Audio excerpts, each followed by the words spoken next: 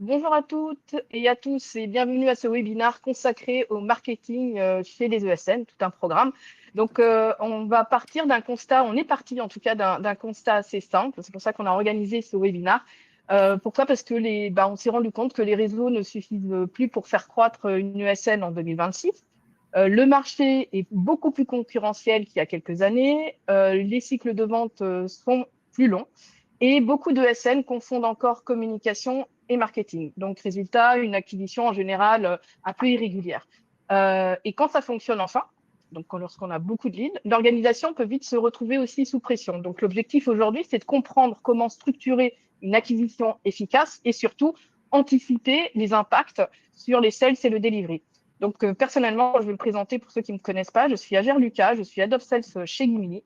Et pour en parler, j'ai le plaisir d'être accompagnée par Étienne Bussière, donc fondateur de Divi Worker, expert en marketing et en croissance des ESN, et C'est ça. qui accompagne des structures à structurer leur acquisition et leur performance. Donc, il va nous faire remonter justement ces observations terrain, donc d'une expérience très concrète. Et également, je me suis accompagnée de Yacouba Sagara, notre CEO, donc CEO de Gimini, qui partagera en fait son retour très concret en tant que dirigeant sur la transformation du marketing et un levier donc business chez Gimini, qui est un cabinet de conseil et intégrateur Salesforce. Messieurs. Bonjour à tous. Bonjour à tous. Bonjour, parfait, merci pour l'intro, Najel. Alors, on va rentrer tout de suite dans le vif du sujet. Entre-temps, en fait, lors de ce webinaire, parce que c'est un webinaire un peu tour de table, n'hésitez pas à poser vos questions sur le chat en bas à droite. Et voilà, on répondra au fur et à mesure ou à la fin de la session. Donc, je vais m'adresser dans un premier temps à Étienne. Étienne, aujourd'hui, quand tu accompagnes des ESN, à quel moment le modèle basé principalement sur le réseau commence à montrer ses limites? Justement, c'est un des sujets qui revient régulièrement.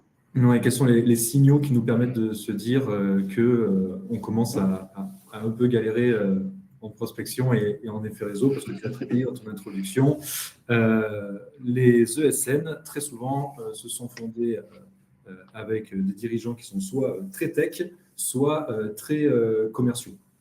Et donc, ça influe cette culture-là. Donc, elle se développe en premier lieu énormément sur du réseau, le réseau du dirigeant ou des dirigeants, et puis par la prospection des commerciaux. Les ESN, beaucoup d'ESN sont en croissance grâce à ces leviers-là, et on arrive à un moment donné dans cette croissance à voir des signes qui nous disent que peut-être que juste le réseau et la prospection ne vont plus suffire pour pouvoir continuer à être sur cette courbe de croissance. Donc les signaux, c'est les résultats très concrètement, déjà qu'on peut voir.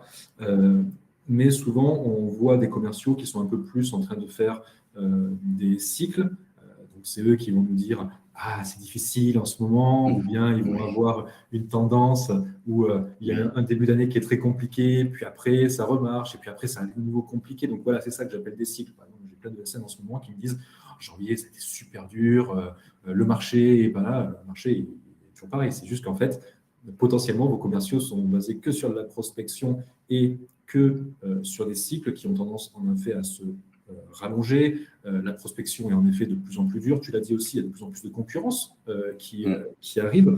Et donc, on voit justement des commerciaux qui restent toujours un peu autour des mêmes comptes. On ne sort pas avec des nouveaux comptes, on ne va pas chercher peut-être des nouvelles solutions, placer de nouvelles solutions éditeurs autre part, on place de plus en plus de TMA, enfin voilà. Et ça nous permet de nous dire, il y a peut-être quelque chose qu'il faut qu'on développe en plus, et peut-être qu'on est en train de s'essouffler. Et tout ça est aussi lié finalement à des comportements aussi d'achat qui changent et auxquels on ne s'adapte pas toujours. Mais justement, là, qu'est-ce qui a changé côté comportement d'achat par rapport à ces dernières années? Bien, ce qui a changé, c'est les gens, simplement en termes de comportement d'achat. Donc concrètement, nos acheteurs sont plus jeunes qu'avant, c'est normal. En fait, les gens qui sont arrivés sur le marché du travail, qui ont développé leur carrière et qui maintenant sont nos acheteurs. Donc, les DSI, les C-level de ceci, de cela.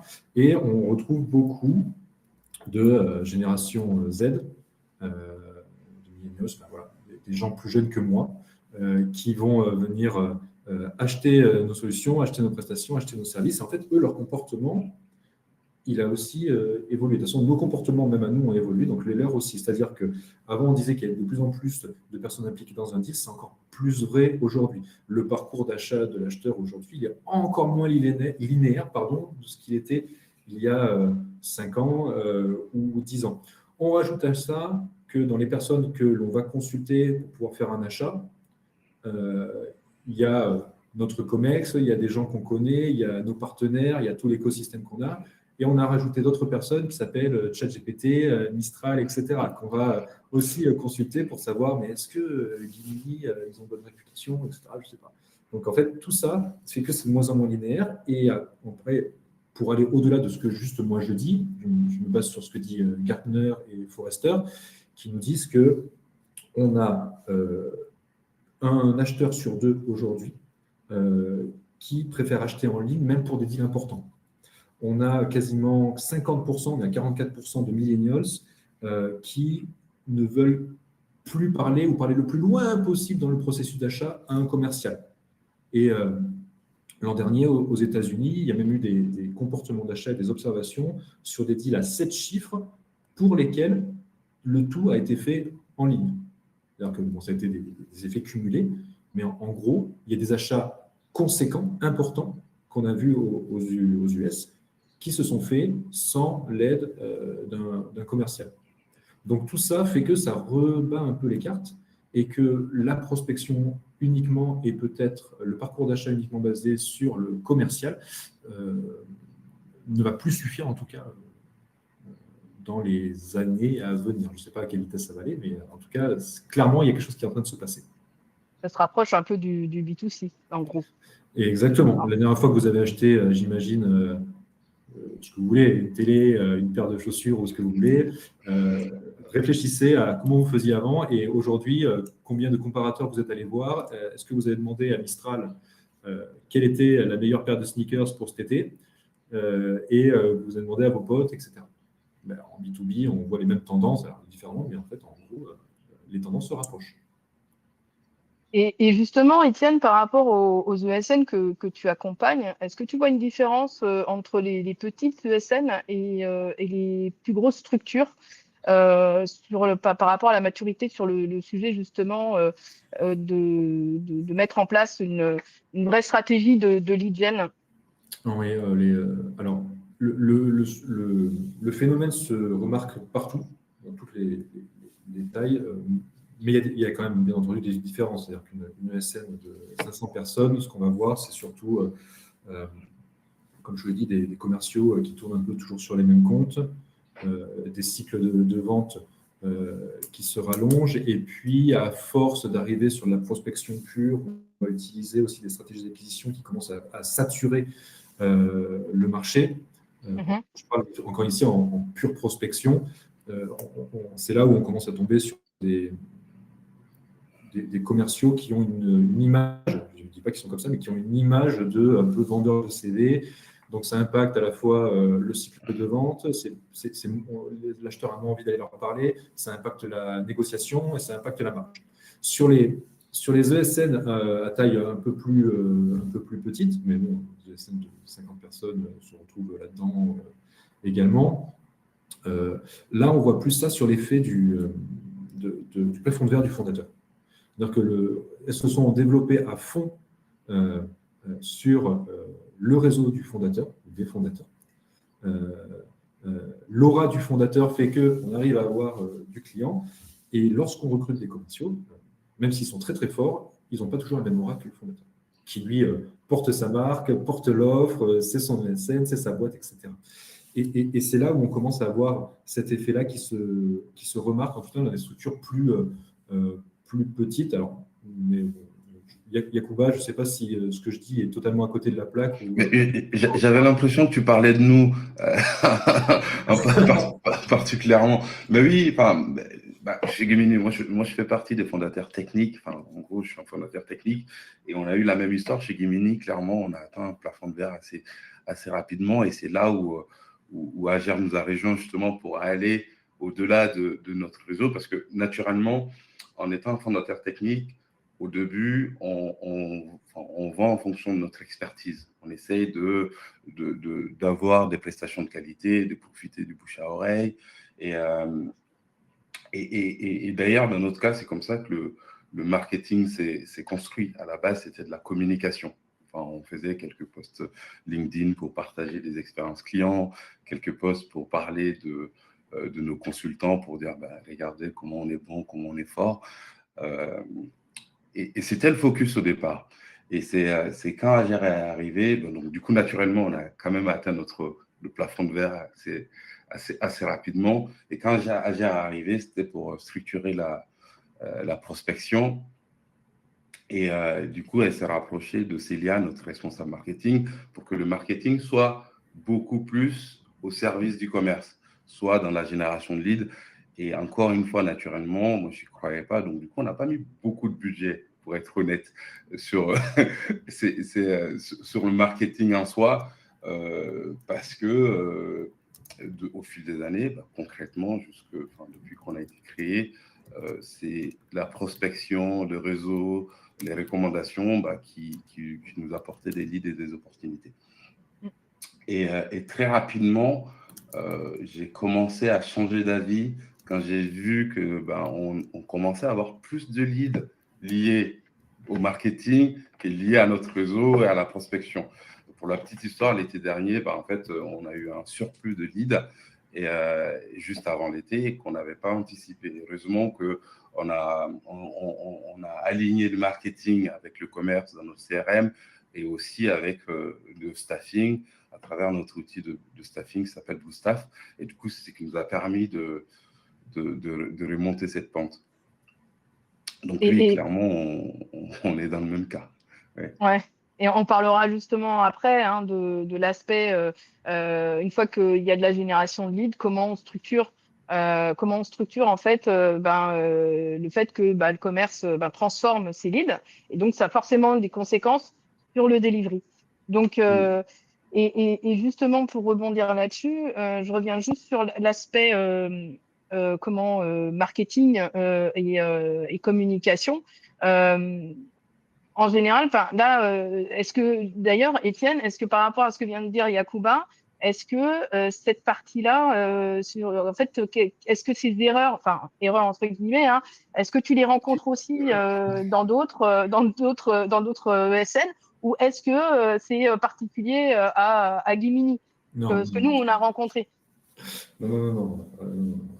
C'est pas juste Gimini, c'est en effet beaucoup de ESN avec qui je parle. Après, généralement, si je leur parle, c'est qu'il y a un besoin en marketing, mais généralement, ce que je peux remarquer de mon côté, c'est que beaucoup de SN, encore une fois, ont cette culture soit très tech, soit très sales, ce qui fait que le marketing n'est pas toujours valorisé à sa juste valeur. Et donc, le marketing va pouvoir aider l'ensemble du cycle de vente et la génération de prospects.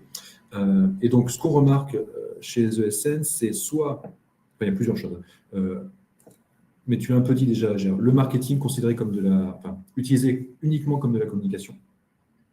Donc ça, c'est une tendance énorme chez les ESN, c'est-à-dire qu'on a recruté quelqu'un en marketing, soit à temps plein, soit en alternance, peu importe le format, et ce qu'on va faire, c'est qu'on va l'utiliser pour mettre des posts sur les réseaux sociaux, pour également faire qu'on ait un site internet, site vitrine qui soit joli. Voilà. Travailler éventuellement sur la marque employeur, parce que c'est un vrai sujet, on essaie de pouvoir recruter les bonnes ressources, mais bon, on reste sur quelque chose de très basé communication, encore une fois, et où le summum de la communication qui est de choisir la couleur du gakemono pour le prochain salon auquel on participe. Et donc, en fait, on restreint le marketing là-dedans en disant, oui, on fait du marketing, on fait ça. Non, ça, c'est la communication. La communication, c'est une des lignes du marketing. Et en fait, on ne va pas forcément les intégrer dans cette génération de business, et ça se voit à plusieurs étapes, c'est-à-dire qu'ils ne sont pas forcément alignés avec le sales, ils n'ont pas le même narratif.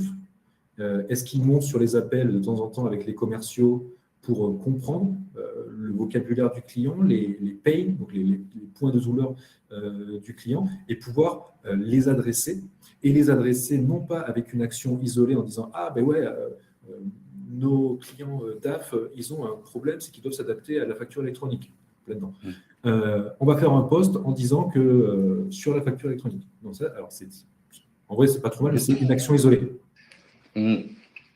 Si on réfléchit en termes de parcours entier, le marketing doit s'inscrire dans le parcours entier de faire en sorte de faire en effet, de décrire le pain point de notre client, donc le point de douleur de notre client, proposer des canaux de communication. Alors, on a les réseaux sociaux, on a un webinaire comme ici, faire un podcast, faire une vidéo, faire un livre blanc, un contenu riche, et le décliner pour qu'il soit utilisable par le marketing pour générer du lead, pour communiquer sur notre expertise, donc là on se positionne en expert, et aussi avoir des ressources pour faire du lead magnet, donc arriver à avoir cet aimant à lead qui est utilisable, et enfin aussi un contenu utilisable par nos commerciaux pour qu'ils aillent prospecter au même moment. Et donc si on se dit, en effet, nous on veut adresser la thématique de la facture électronique, et bien pendant 3 mois, on a cette ligne-là où en fait tout le monde chasse en meute là-dessus. Et le marketing est aligné avec le sales.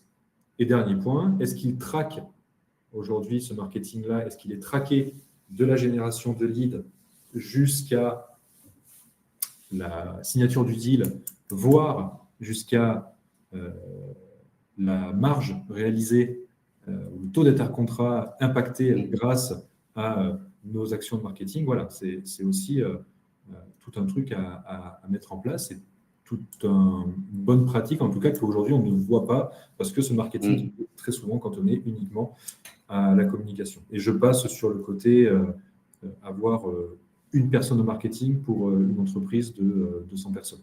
Donc, la personne, concrètement, ne peut pas tout faire. Et adresser tous les sujets.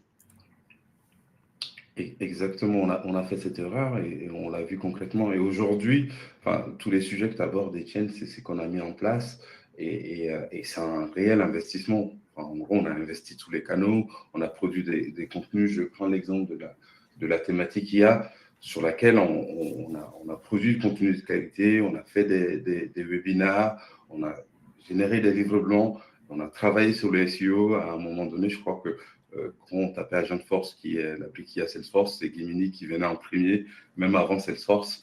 Et donc, du coup, c'est pour te dire tout le travail qu'on a fait. Et après, on a vu des leads qui sont générés. Et après, il y a eu aussi tout un parcours de nurturing de ces leads. On partage des livres blancs, du contenu, jusqu'à ce que le lead soit enrichi et qu'il soit de qualité, et qu'il soit passé au commerce. Et ça facilite la transformation du lead en business.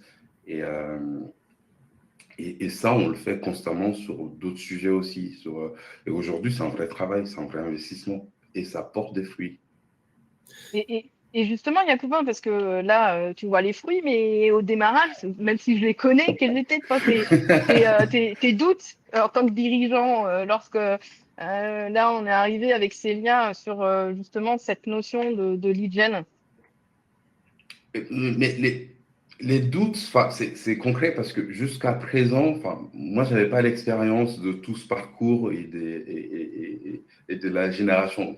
Maintenant, les termes lead magnet, ça me parle, mais avant, je trouvais que c'était de la communication et que le marketing s'adressait, honnêtement, même en accompagnant nos clients, je pensais que c'était que des clients qui sont des éditeurs logiciels qui bénéficiaient de l'apport du marketing. J'avais cette idée qu'une ESN, c'est vraiment le réseau, les commerciaux, même venant d'un gros cabinet, on avait cette culture-là. Le marketing, c'était de la communication, des vidéos, des trucs. En fait, c'est pour ça que je souriais quand Étienne en parlait. Et donc, du coup, quand on a monté Gemini en venant d'une grosse ESN, on s'est dit, on s'est lancé sous cette voie. Donc, la communication, un beau site internet, donc, on n'a jamais pensé, et je pensais que que ça n'allait pas convertir. C'est quand ça a commencé à convertir que j'ai changé d'avis. Donc, le doute, c'était là. Même quand je vous ai donné le go, je me suis dit, bon, hein, on ne perd rien à tester. Et c'est bien, heureusement qu'on a testé, parce qu'on a l'habitude de tester plein de choses chez Gimini. Mais pour le coup, en testant, j'ai vu qu'on commençait à avoir des ROI. Et c'est là où on a investi sur d'autres canaux. On a investi dans le JO aussi, c'est-à-dire la recommandation aujourd'hui, quand tu tapes en fonction des modèles, quand tu tapes qui sont les top 3 ou les top 5, Gimini est souvent dans les IA. Et ça, c'est du travail aussi, c'est de l'investissement qu'on a fait. Et on a aussi une vraie stratégie de contenu. Et là, je vois, parce qu'aujourd'hui, on partage l'expertise interne dans cette stratégie de contenu. C'est-à-dire que les consultants Gimini viennent partager dans les webinars des retours terrain.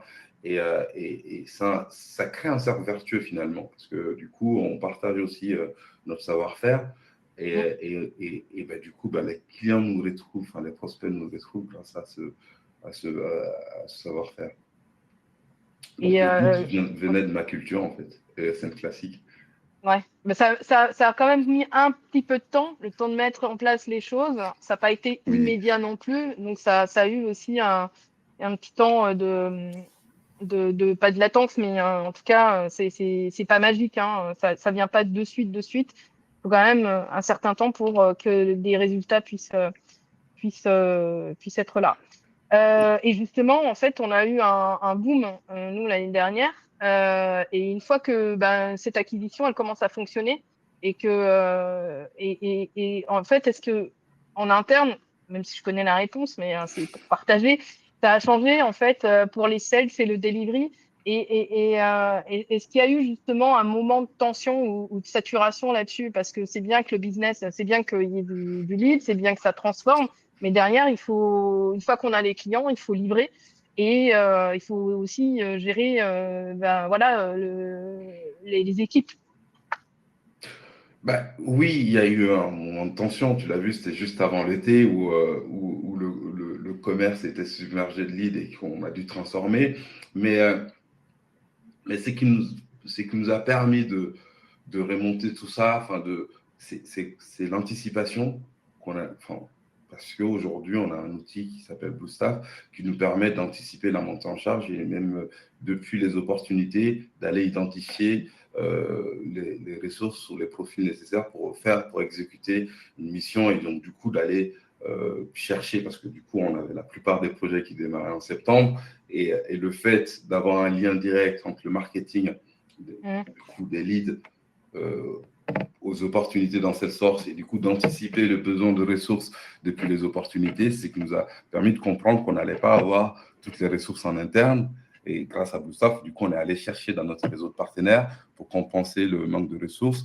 Donc, du coup, on a su organiser ça et donc, du coup, on a pu démarrer tous les projets avec les bonnes ressources.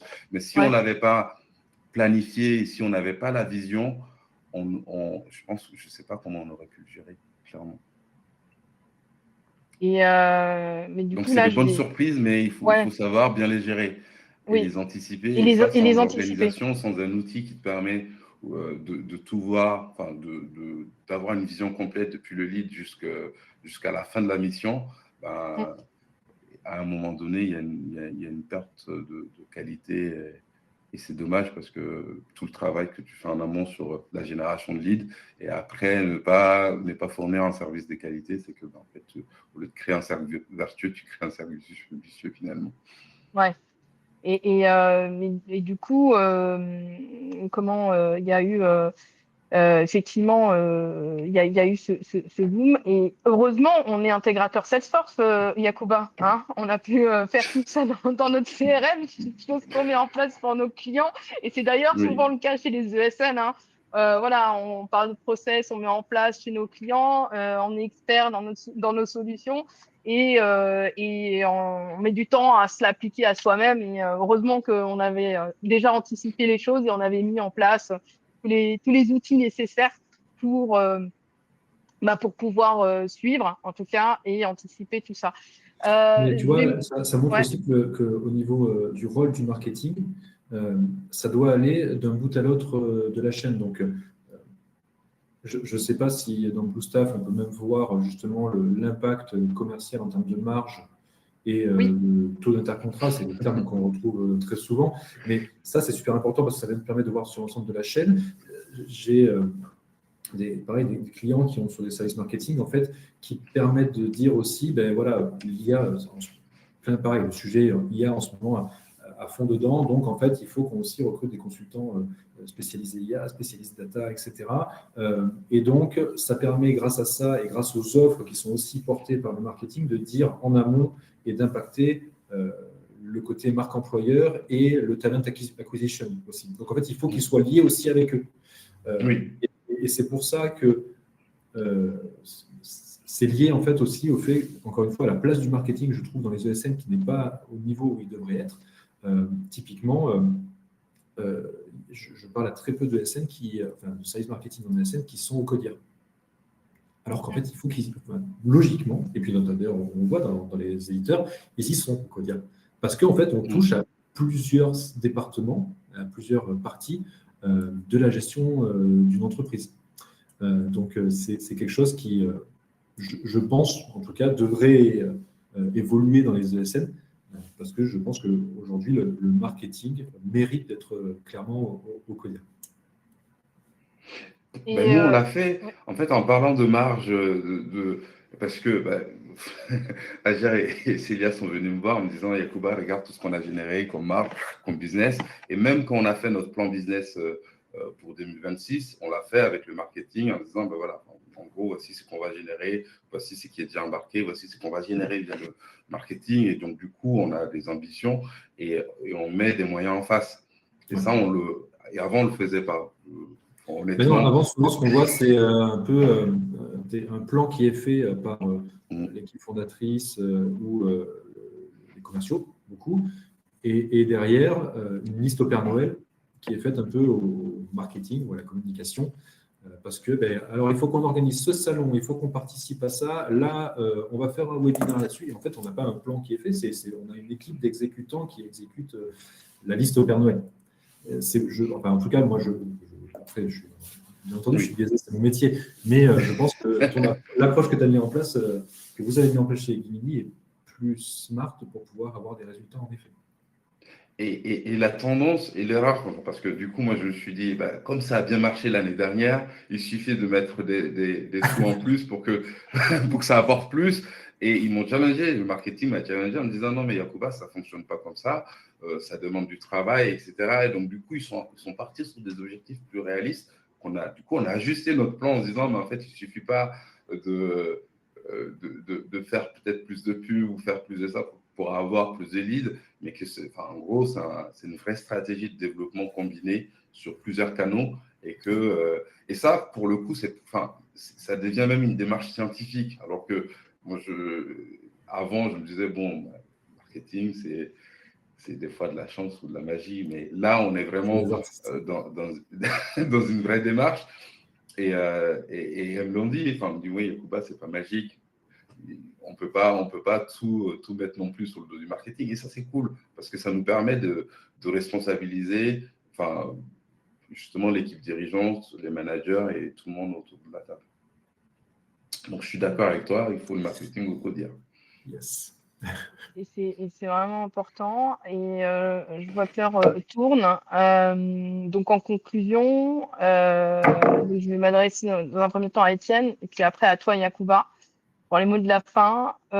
Si justement une ESN pour toi, Étienne, doit repartir avec seulement 3 priorités de ce webinaire, quelles sont les priorités que tu conseillerais pour les prochains mois?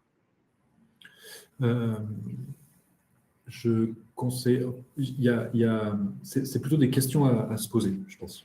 Parce qu'après, d'une ESN à l'autre, le monde des ESN est ultra large, entre ceux qui font de l'intégration Salesforce et ceux qui vont faire des outils métiers sur mesure. C'est totalement différent. Mais posons-nous la question, est-ce que mon marketing, ma communication et mes équipes commerciales ont le même narratif? Faisons l'exercice. Souvent, il y a des surprises. Donc, il va souvent falloir aligner tout ça. Est-ce que également je peux voir les actions marketing ou communication? Est-ce que je peux les tracer? Jusqu'où je peux les tracer en termes d'impact business? Est-ce qu'elles ont un impact business également? Et enfin, peut-être si demain mes commerciaux arrêtent totalement de prospecter, est-ce que j'ai encore la demande entrante? Et à quel point? Ça me donnera une estimation, voilà, d'où on en est. Après, sur les stratégies à mettre en place, les tactiques à mettre en place, c'est dépendant de chaque ESN. Je crois que j'ai passé une question sur concrètement qu'est-ce qu'il faut faire, etc. Des choses, il y a des tonnes de choses à faire, mais au-delà de vous donner, moi je ne serais pas capable de vous donner la recette toute prête, parce que si je l'avais, je serais beaucoup plus riche que ça. Et d'ailleurs, tout le monde l'aurait. Mais non, surtout, c'est gouvernance, que ça vienne d'en haut. Donc là, ça a été porté à Yacouba. Yacouba a fait le choix d'y aller, de tester et a donné une vraie chance au marketing pour que ça se passe. Gouvernance, parcours, réfléchissons en termes de parcours et pas en action isolée. Déjà, ce serait très bien. Et après, pour pousser sur des choses très concrètes, moi, je suis disponible pour qu'on en parle.